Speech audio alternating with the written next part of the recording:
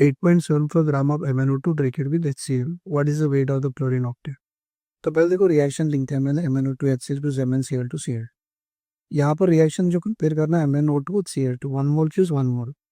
और number of moles of MnO2 कैसे निकालेंगे? Weight by molecular weight.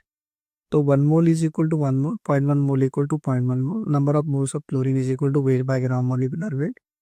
देखो number of moles of chlorine दिया गया है, वेट निकालना है, and weight is equal to 7.1 gram. First option is correct. Come for the second question now.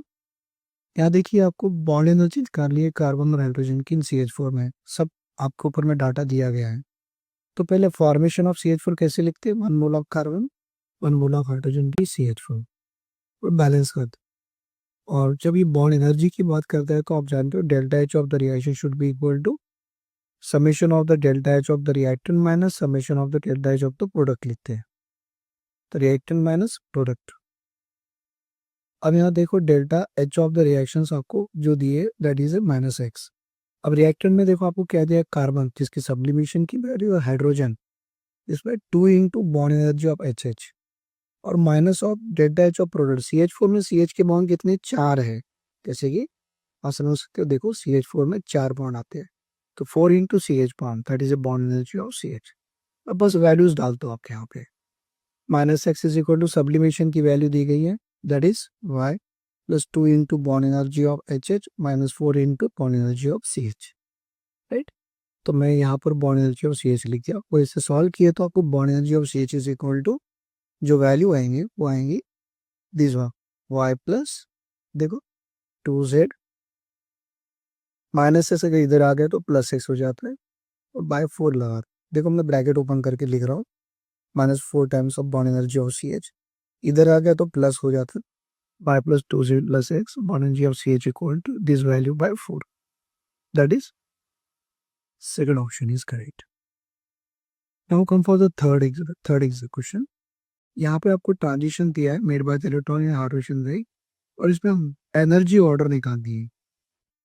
तो देखो पहले अपन एनर्जी का फॉर्मूला लिख लेंगे nth ऑर्डर वाली -13.6 into Z square by square.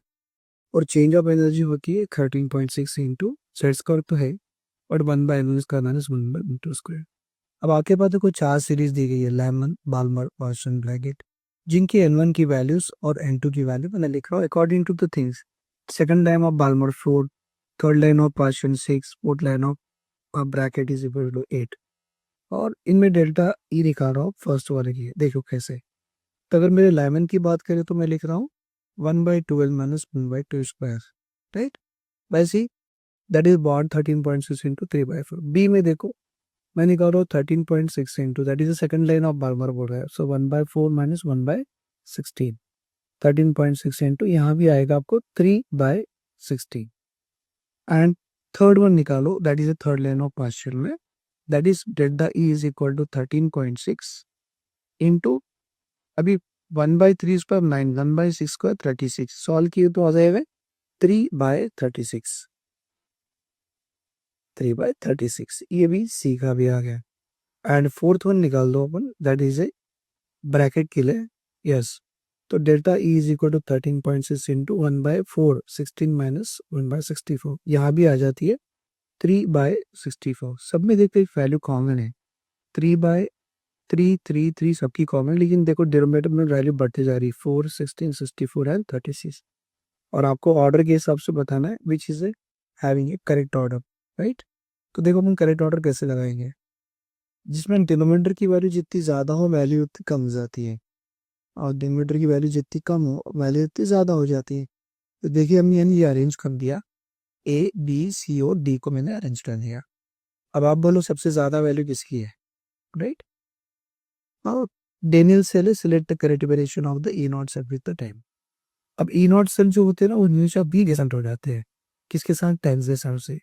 तो सीधा सीधा second option is the answer. Now कितवन यहाँ पर आपको दिया गया है initial pressure of A is 1 bar करके दिया है आफ्टर 100 मिनट्स. मतलब initial pressure of A is 1 bar दिया है लेकिन after 100 minutes total pressure become 1.5. Find the value of rate constant that is K assuming first order. हमने reaction लिख दिया इनिशियल प्रेशर 1 डैश डैश 1 में से पी वेब या निकल भी गया तो जितनी गैस यहाँ से निकलेगी बी और सी में उतनी पी की गैस बन जाएगी। P total 1 minus P plus P करा दो, ये आ जाएगी। और पी टोटल की वैल्यू 1.5 दी गई है, तो आपको पी की वैल्यू आ रही है 0.5। अब मुझे आपको निकालना है रेट कांस्टेंट के। तो ये अपना फॉर्मूला है फर्स्ट ऑर्डर काइनेटिक्स का, P initial by P total. तो देखो बेटा, मैंने टी को 100 लगा दिया और P initial 1 by P total 0.5। 0.5 मतलब ln2 हो जाती है, ln2 की वैल्यू 0.693 हो जाती है। 0.693 पर 100 करा लो तो 6.9 इंटू 10 की पावर -3। देख लो बेटा, सेकंड ऑप्शन इस तरह से। Thank you very much.